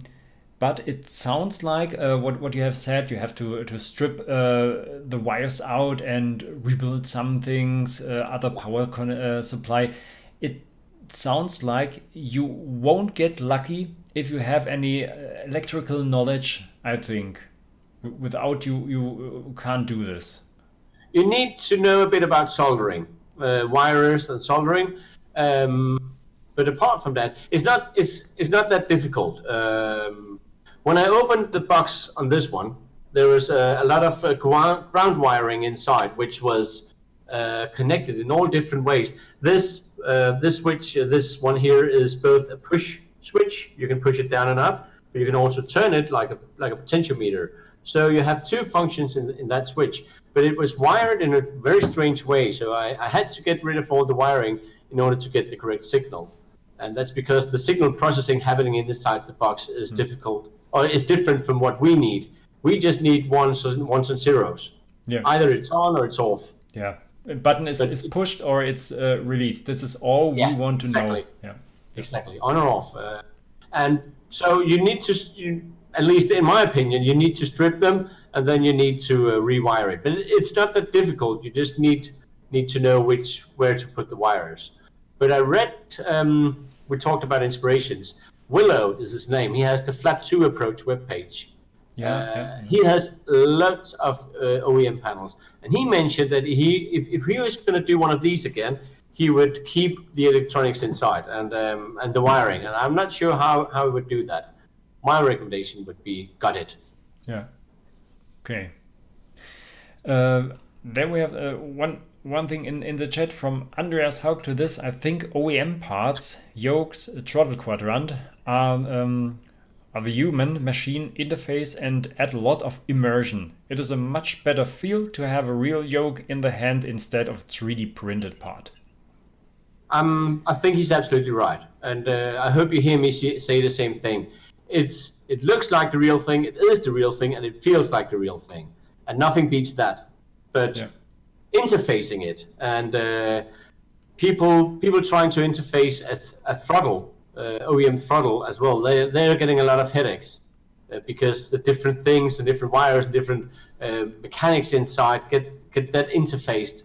It just takes a lot of time, but of course nothing beats the feeling of the real thing. Yeah, these guys from the Aerodreams team I had in my stream, they have the original linked yokes and pedals in this cockpit nose there, and I think there is much of this feeling that you describe here. Bring this to work, this linked yoke and all these forces there. Yeah. And even though it's just a small panel, and I had the same problem with my weather radar panel, cutting those wires is just, am I absolutely sure I want to do this? Should I do it? It's like, yeah, okay, but I'm going to cut it because I'm not going to progress, getting any progression if I don't do it. And I reckon those guys have the same thing. Should we really cut this wire or cut this piece of original aircraft in order to make it work? But you just sometimes you need to I don't know what you call it. You need to do something that you originally wouldn't do to get things done. Yeah, you have already said this. What you have done to this panel here, it is comparable to the process of converting an OEM panel to a simulator panel. Is this comparable to every OEM panel, or was this something special only for this communication panel here? From the panels I know, it would be the same for all of them. Yeah. So just everyone who wants to use this, bring this panel to a state where a switch gives us a pushed or released signal. That's all. Yeah. Yeah. Of course, some of the panels are easier to work with. Let's say the ones you have in the overhead above the captain with the navigations. That's just switches. That's just toggle switches back and forth. You don't have much going on inside them, but each switch still has like 3 or 4 wires for each side. So you end up with 12 wires, and you end up with a Canon plug. That's the plug you have in the back. It's like a round plug with a lot of pins in it. And if you can find the matching female plug for that, you're pretty lucky. But it's also going to be costly. So at some point you need to cut those wires as well, and then you might as well just do a complete rewiring inside your panel.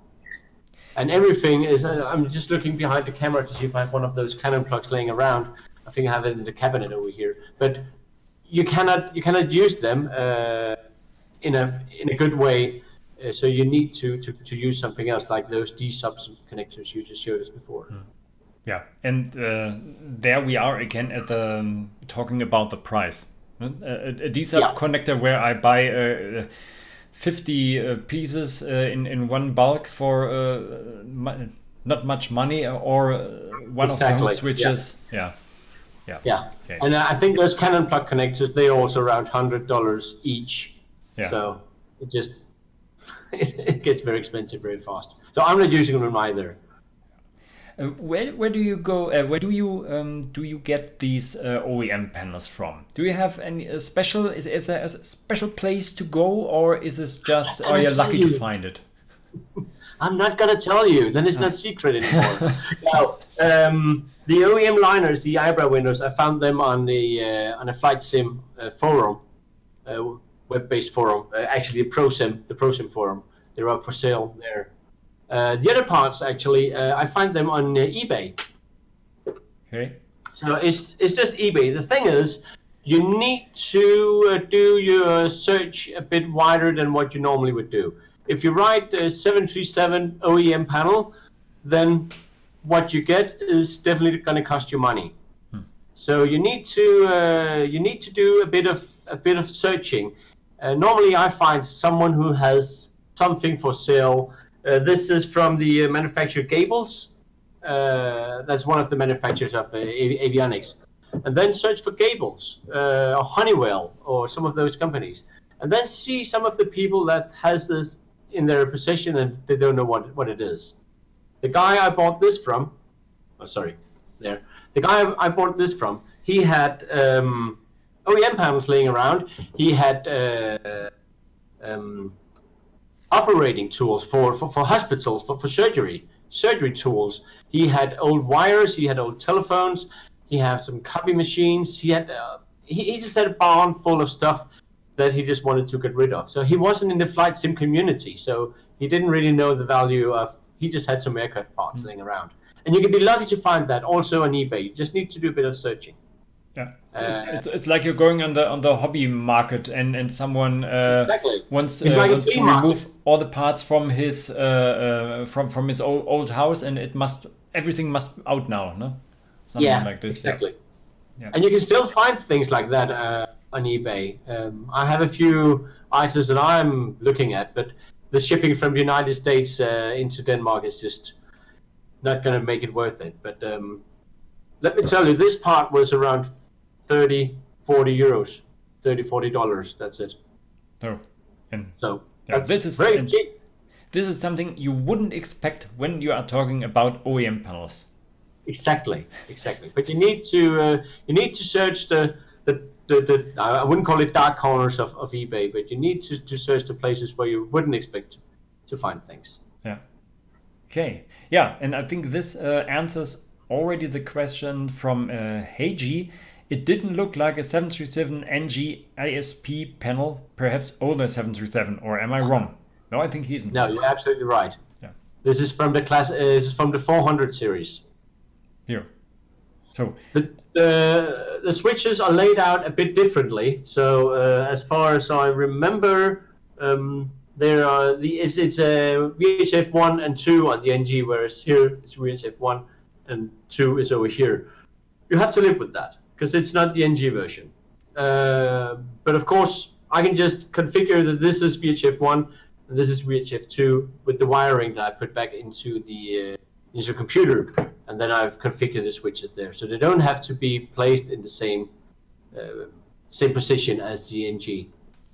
But finding NG parts is definitely also going to cost you. So if you can lower your budget a bit and find things from the 400 series, or perhaps even the first series, the 100 series, or even perhaps the 727, they have some of the panels from the 727 also in the 737. Then you could save some money. And I have also seen something when you don't want to build in the newest stuff, the what you call the NG stuff. When you're looking for maybe some panels that have these older gauges in, maybe with gauges already, not with digital devices, then you can also maybe save some money if this would be okay for your simulator to fly with an older panel and a mixture of panel segments. It's gonna be a bit of a mixed bag of different versions if you want to go OEM. I have some gauges laying around as well. I bought many years ago, and this is not from the NG, but I have an oil pressure here, and I don't know which aircraft it's from, and I have an old Cessna or something like that speedometer here, and I'm planning on using these, and I have like five of these and two of the big ones laying around, and I have tried a few times to embark the journey of converting this with a servo engine inside, and right now I'm not sure that I'm good enough, because it's perhaps 3D printing can help me here. Taking these apart, let's see if I can take it apart here. There's just so many wires and things going on in here that you need to be very careful with what you build and how you interface it. It's very sturdy build. It's built to last. You can feel that for sure. But interfacing things like this is going to be a bit difficult. My plan was to perhaps put a piece of foil on here, and then it could be the APU gauge or something else in the cockpit, one of those gauges you have in the overhead, or the brake pressure gauge. But you need to cut something here in the back to be able to interface things like that. And I'm not sure if my skills are good enough.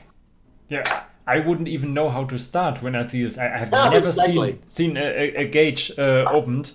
And how it looks from the inside, Yeah, exactly. That's my problem as well. I'm like, where to begin? Yeah, okay. If any one of you out there knows where Peter can begin. I've seen it done, and it is a question of squeezing in those servos with some gears and mount them in there. I've seen it done, but I haven't embarked on that journey yet. Crazy. Okay. You have every builder has its own problems, and if you don't have enough problems, you buy a gauge and convert. You buy stuff. You buy problems. Yeah. Cool. Okay. What has Andreas? How written here? Airline Pilots Historical Society. You can get a lot of many OEM parts from there, even very exotic parts like World War II bomber yokes, etc. Yeah. Yeah, that's a great source of pieces as well. However, they know what things cost if you want the 737. Whenever it says 737, the prices are just a bit higher. Yeah, definitely. But definitely a good source. And also there are good sources on eBay if you want to pay pay the price that they demand, you can get many OEM panels on eBay, but they are going to cost you a bit more. But when we are here at money, I think one of your most successful videos you have made was not one video that dealt with a very expensive part and high quality part, but with a very cheap one. And this one was your overhead panel. I think it's always an eye catcher. Someone would say clickbait today. Yeah, $50 for an overhead. Yeah. And I think it's one. How many views does it have? 200,000, something like this. Yeah. Quarter of a million, something like that. It's totally crazy. Yeah. I never thought it would go so through the roof with number of views. Yeah. So, but I think this is something that is really demanded in the simulation or cockpit building community. A cheap overhead, and yeah, when we go a little bit more into detail, building your overhead. We have seen this Foamalax, this foam that you have laminated with a sticker. Yeah. And then anything else where you have what you have to keep in mind when you want to build such a cheap overhead? Not much, actually. That's it. So it isn't backlightable, you have said, right? It's not backlit, and I reckon that's the problem. It's not backlit. You need to do something with plexiglass then, and I don't know, print it on. I reckon you could print it on plexiglass, then put a piece of paper on, and then print the overhead on transparent foil, so that all the white lines would be transparent. And then you could light up the piece of paper, but it's way too complex. Just putting it up there, you kind of know where all the buttons are, and you're able to see them when you're flying around anyway. And well, you're not using the overhead that much when airborne anyway, so it works for me. Yeah. And these annunciators are built in to there, so they are working. Well, I have two different versions going. One is where I just cut a hole in the Foamalax, the white stuff there, and then I just put some LEDs behind, and it's the foil that's lit up with the LED. That works. But I've also 3D printed some LED annunciator holders, and then with a bit of plexiglass, I've wrapped them with the foil so that I have what looks like a real annunciator. Okay. So, and these. It's a matter of. I think it's a matter of what you want to do with it. If you just want to print the overhead and put it on those pieces of acrylic and screw it into a frame, then you have a working overhead. If you want to really do something with the details about it, and take those annunciators and wrap them around some annunciator holders, then you can get what looks, well, not as the panels you buy, but close to, though. Yeah. And I think an overhead like this could be a good start. I think also for everyone who is thinking about building a full-size Boeing cockpit. Start with such an overhead, maybe not with the quality you want to end up later, but this as a version 1. That was my fault when I did it. It was like, I need an overhead, and right now I've just spent all the money on something else. So, well, why don't I just draw one and print that? And well, now I've had it for 7 or 8 years, and as I said, I might change it at some point, but I just haven't had the need yet. It works, but I think the reason I put it out there as a $50 overhead was, here's something that could get you started fairly cheap. Of course, you still need the switches, I know that, and interface boards. But here you can get started fairly quickly and get, as you mentioned, that feeling of being in an enclosed cockpit with an overhead panel and some cardboard as well. Yeah, this is something, and maybe you can build an EVIS, an MCP if you want to, but this is only a small part of your cockpit. Yeah, what you said, an overhead is really a big part of the shell itself. Exactly. Yes. Yeah. Okay. Yeah. So then, for all of you that want to start building, maybe the overhead can be a good starting point for you. Watch Peter's video and look out if this It's could be fairly a easy. solution for you. It's not. I mean, the overhead is big, but it's not very complex. It's just a few switches and some annunciators. So it's low on complexity, but it's big in size. When you say just annunciators, have you built in these 7-segment displays or two? Yes, as well. Also Yes. in there, huh? I think this is You something. you also have gauges, but you can get a long way with fairly low complexity just using switches and LEDs. Yeah, definitely. But everything is working up there. The 7-segment displays, all the I think the few annunciators that doesn't work, but apart from it, all the switches are working as well. All the gauges, apart from that one I showed you, are working. Sure. The overhead panel. That was I think #1 video now, and the other one, the other project, I think that was also very popular on your channel, was the throttle quadrant. Oh, yeah. And I think it was a time, it's several years ago already, but it was a time where not much resources were out there on YouTube concerning throttle quadrants. And there was only one set of drawings available. That was it. Yeah. And everyone was doing the same as I did, making a throttle from those drawings. Now you can even just 3D print a throttle if you want to. Yeah. So as we mentioned before, it's like we're in a higher level or a next generation of flight sim building. Yeah, cockpit building. Especially motorized throttle. Also, you have already motorized it. I think the throttle, or started with motorizing it. I tried, but to be honest, I didn't succeed. Okay. Sorry, I don't think I made the follow-up video where I mentioned that I failed in motorizing it. There are servos inside, and they do give some feedback or some resistance, but I never succeeded in making them work. And at some point, I just gave up and thought, okay, I'm just going to use it as a non-motorized throttle. But if they were working, the arms would be motorized, the parking brake would be motorized, and the spoiler arm would be motorized when landing. It would automatically go back. But I couldn't make it work, and I didn't understand why. And then at some point, I just gave up understanding why I couldn't interface it with the correct.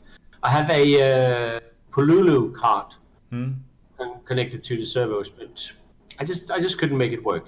Then I had to do, and perhaps ProSim at that point didn't support all of my ideas, and then I had to go with open cockpits and SIOC coding, and that's just a steep learning curve that I wasn't keen on embarking. So for now, it's just a few potentiometers and some switches. Okay.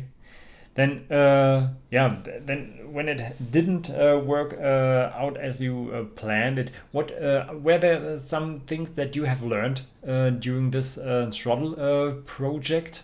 I think you always learn something when you're building the cockpit, but some special things as there? I mentioned, there were only that one set of drawings available when I started, and you had to make your own ideas on how to do things, like my motorization of the spoiler arm. I have like a piece of plexiglass acrylic with like a rail in it, so that you can move the arm inside the rail, but once the servo moves, it pulls the handle. That was a good idea at the point, using servos, but I think 2 lessons. One, now you can 3D print a whole lot better and a whole lot easier, and get better results with small details than what I could make from bending plexiglass or cutting things in MDF. So now you have more opportunities of making things look good. Furthermore, I reckon if I should do it again, I would not go with servos. I would go with stepper motors instead. Okay. Yeah. Arches and stepper motor carts, and but that's a totally different story. But I think stepper motors would be a better solution for a throttle. Yeah. Okay. You said this. You can now 3D print parts.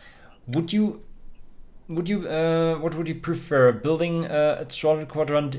Yeah, the old way. The old way, who knows it, was some layers. I think different Yes. layers from MDF, Yes, you need like from 12, wood. 12 pieces of MDF that you put together with a rod in between. Now I'll definitely either redesign it, just get some drawings for 3D printing. It's going to be so much easier. Okay. The drawings you refer to and the ones I used, where you have those 12 pieces of MDF, it's like 25 centimeters of MDF that translates into like 10 inches of MDF. So the space between those layers are so limited that it's difficult putting things in there. Like on the outside where you have the spoiler going up and down, and you have the parking brake, and you also have the trim wheel, and you need the trim gauge as well. And cramping that into like an inch or 2 centimeters is just difficult. When you print things, you get a lot more space inside. Yeah. So I would definitely either design it myself or get some designs for a 3D printed throttle. Maybe acrylic can be now the way, so you can get the same stiffness, maybe with a thinner material when you go to acrylic, but you need a tool to cut it the way you can cut MDF, right? Or perhaps even if I should do something, and then I would find someone that could work in metal for me, and pay him some cake, or pay him actually cash, and then make get some of the things made in metal. That also gives it a better look and a better feel, because even though 3D printing is good, it is still plastic, and it does feel plastic-alike when you touch it. Yeah, I think now this will be a hype, the 3D printed motorized throttle quadrant, because everyone, if he can print out something clean, can build it. Yeah, but as you said, it's still the feeling of plastic. I don't know. I haven't had it in my hand until now if this makes a really big difference. Andreas said this here in the stream concerning the yoke. There is a difference. For me, I think too. I'm still looking at these old plans we're talking here about. Maybe I can modify something there concerning the material, but a metal surface and harder yoke handles, I think would be really cool. Yeah, we'll see what will make the race when we are at this point. Yeah. I think you're right, but back in them days, we were like happy amateurs, and that was what we had available to do with. So people starting this hobby right now in this year, they have so many more options that we did back then. Yeah, which is great. So, I think we are through with most of the questions I had to you. Let's have a quick look into the chat again here.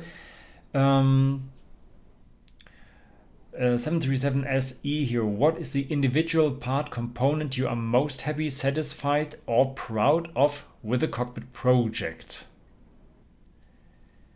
Here. Which part of my project am I most satisfied? Something you are really proud of. You would show a visitor the first. I think what I'm most proud of is the 180 degrees visual. And that yeah. I don't know if I'm proud of it, but that's like the crown of a simulator, having that. So when you lift off, you can see the ground just disappear in front of you, and on the sides when you bank, it's like everything tilts. It just gives this, as I mentioned before, feeling in your stomach where it just turns a bit, and that is great. So it isn't something that I've done, but it is the piece in my simulator that I'm most thrilled about. And not too easy to set up, I think. You're using a warping software, I think, to make this, and this can be really challenging. It is challenging, and it takes a lot of time to get this right. And I can see actually on my right hand side,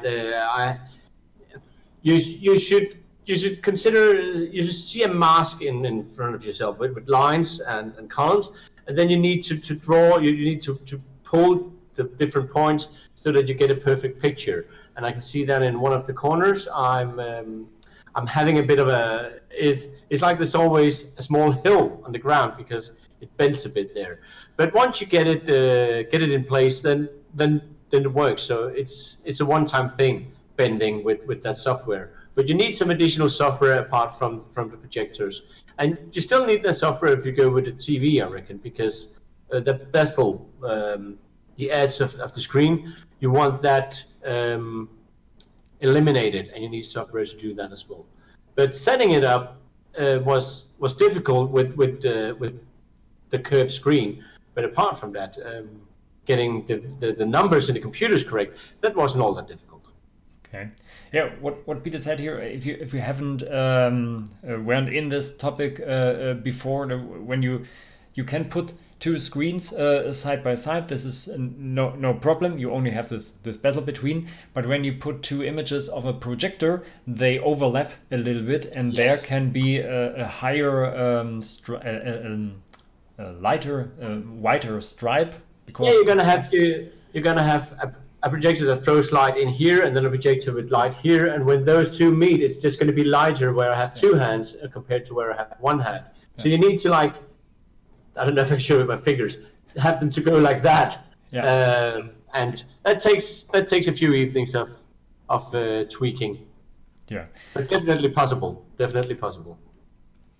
So, Andreas Haug, we have here about the throttle, motorizing a throttle quadrant with FSU IPC, open cockpits, Motor Plus card is pain. Fred Kaczynski from Cockpit Builders did a good job. Okay. Tried to do same, but got a lot of issues. Auto throttle was working, but some prepared update is doing not work anymore. Really frustrating. Yeah. As a motorized throttle, or it seems like a motorized throttle. Yeah. I have a love and hate relationship with open cockpits, I must say. Open cockpit cards. On one hand, I like them. They're versatile, and they're a good value for money. On the other hand, that SIOC world and story is just oh my God! It's sometimes it's just hell, and they're not all that stable sometimes. The cars, to me at least, sometimes they do strange things, and it sounds like that's one of the issues Andreas had as well.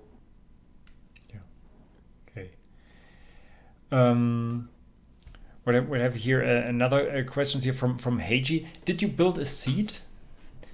No, I just bought. Actually, yes, I did. I did build a seat, and it was heavy, like nothing I've ever experienced before. Again, drawings from 5 years ago or something like that. I found drawings for seats. Even today, there are no good drawings for a seat. There's one drawing, I think, out there, but nothing more, I think. Yeah. So one or two sets, and you're absolutely right. So I did make a seat, and it was big and clumsy, and I didn't have the J rails, the rails that you put underneath so that you can put it to the side. So actually, last month I bought car seats instead. So I just installed 3 car seats from a Ford S-Max, which is a very wide car. So I have the 3 back seats, and which means I have 2 seats in front, and then one for a jump seat later on. And you have a cutout? You kind of do a compromise and say, okay, it's not looking as the real thing, but it functions right now. And it's better to sit on those seats than it is to sit on a piece of MDF. Yeah. See, not. It has a reason why chairs are made from woodworkers, and otherwise any hobbyist can make this. Again, talking OEM, you can get OEM chairs for 737s if you want to pay the price. Much more. And the bigger the thing is, you buy, the more you have to pay for the delivery. Yeah, as well. But you could also say, okay, so it's not a 737, it's something else. It could be like a MD-80. I actually found some MD-80 chairs for half the price of the 727. So you could go with them, or you could find something from, say, a Fokker 50 or something like that. It's not going to be the real thing, but it's still going to be aviation from an aircraft. So you'll get that feeling. Yeah. Have you made this cutout for the yoke in the seat so you can pull it to you? No. Okay.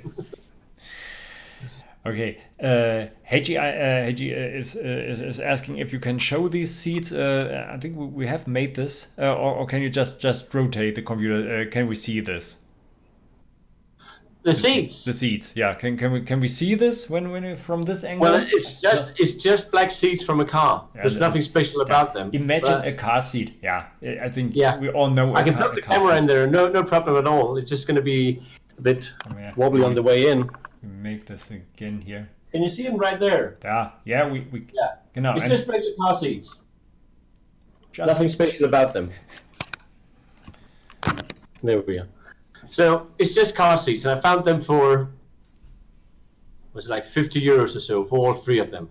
Yeah, when you go to a car deponey, something like yeah, this. Actually, it was a mechanic, and in Denmark we have two types of license plates. We have the normal license plate, then we have some yellow license plates, and the yellow license plates you can't have back seats in your car. It's for working vehicles. So normally they get the cars to Denmark with the back seats, and then they pull them out.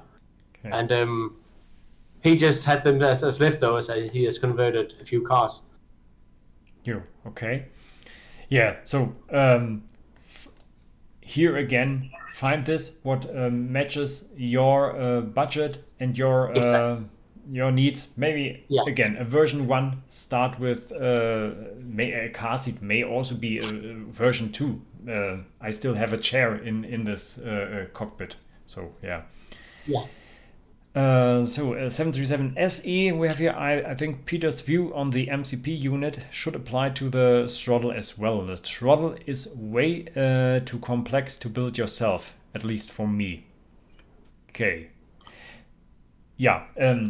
Again, there are many throttles on the market, but we are talking a little bit. There is a price difference. I think that's why I built it myself. Yeah, you can, I don't know the prices exactly. There's the good known here throttle for you producer, for example, and I think the range goes from 1,500 euros up to 3,000-4,000. And then it just goes upwards. Yes. Yeah, it depends on how much. If you get the MCP would be around 400-500 euros, I reckon. Then you're off for a good start. Yeah. For a USB version. And here in the throttle, and it depends on how much metal and aluminum you want to have in it, and the more rigid and sturdy it should be, the more expensive it is. If you really want just to get started, I did the first couple of years. You can just use the throttle from a joystick. I mean, you can do that, but you cannot use a joystick for your autopilot. Okay. So in the very beginning, I had that autopilot unit with USB connection. Then I had an iPad as my FMC, and then I had actually it was one of those CH products throttles for it has 6 throttle levers, and I used that to begin with. Yeah. But it's hard to find an alternative to your MCP. Yeah, really. There are the other things. But I don't disagree about the throttle is an important part as well. So again, here we are. It depends on your time, or also you want to invest and how long you want to take until you are flyable. Huh? Peter is already flyable here in this cockpit. What after how many years you were flyable? Was it from the beginning, or were there from the very beginning? Okay. Yeah, like one or 2 months or so, but that was one of the things I heard when I started as a recommendation was always be able to finish off with a flight. Whenever you do something, whenever you mount something, whenever you build something in your cockpit, be able to finish off with testing it on a flight and still have that flying thing as your goal. I think you've gone another way, Michael. Yeah, but I've always tried to have it flyable. Yeah, this is something. Yeah, and there we are have completely different ways. Yeah, it can keep you motivated when you can still fly this thing. I really understand that you can sit in the cockpit from time to time, stop building, just fly and enjoy your flight simulator with more and more parts coming into your cockpit. For me, I think I will follow something the 737 Norwegian 737 project. He said sometimes when from the time you can fly, you will fly more and more, and then maybe it holds you back from building things. And so for Maybe me, right, yes. I don't think if I can keep me motivated, it's something more like a drill for me to say you can fly, but first of all, the cockpit has to be finished. Yeah. Well, that depends on what you like, because I think when people see this cockpit and see what I have here next to my living room, like, wow.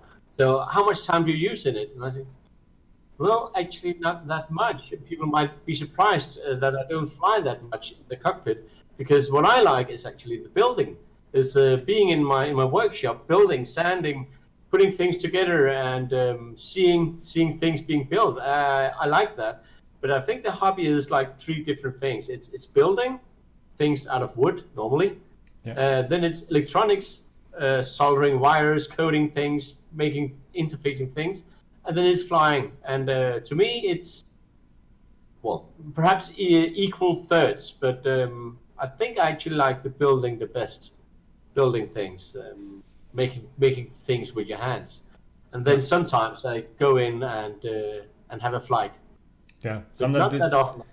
The thing that you have built something where you never would have believed that you can build this, and then there it is, finished. Yeah. Well, some of the things I admire about your work, Michael, is your woodwork and the finish of the things you do, and that inspires me. Is that, well, so can I. Let me give it a try and see if I can sand it as well. And you can have really good looking things if you put a bit of effort into it. And that I like. It's a matter of time. Yeah. Don't stop after the first layer of sanding and filling. Make a second and a third and so on. Yeah. Exactly. But I like that part of this hobby, the building. Yeah, definitely. I hope I have to when I have finished this overhead, I have to switch to another project in the cockpit. I have to stop making panels. I want a woodworking topic again. Maybe a seat, something like this. Yeah, a seat probably, or the back wall. You could also drill a lot of holes there. Yeah, have some fun with the back wall is something I'm thinking a little bit further when making streams out of the cockpit, and with a back wall in it would be difficult to place a camera in there. Maybe I'm making without a back wall. So let's come to one last question here. Heiji, would it be cheaper to buy a good quality non-motorized throttle and then motorize it yourself? I would say not really. No. I wouldn't do that either, because it's not made for motorizing. So you need somehow to start adjusting, like we talked about with the OEM parts, where you open this box and then you think, should I cut the wires? Shouldn't I cut the wires? You'll do the same. You'll buy a non-motorized throttle and you'll think, should I cut this piece of plastic or metal or whatever it is you have there, knowing that you cannot reverse what you're doing. No, I don't, and it's not going to work properly, I reckon. It's not made to be motorized, mostly this throttle. So when you buy a non-motorized throttle, it's not made for motorization, and so the space in there is made. So there is no space for the things you need to motorize it. Yeah. Exactly. Yeah. Unfortunately. Can be really difficult. Yeah, I think both of us say no, not a clear no. Says no. Okay, so wow, I think the longest live stream I have ever made Oh beside wow, yeah. beside my panel making. So it was yeah, really fun to talk with someone who went through all these stages of the cockpit building process here and already made so brought so much to the community, like videos, the website, and so on.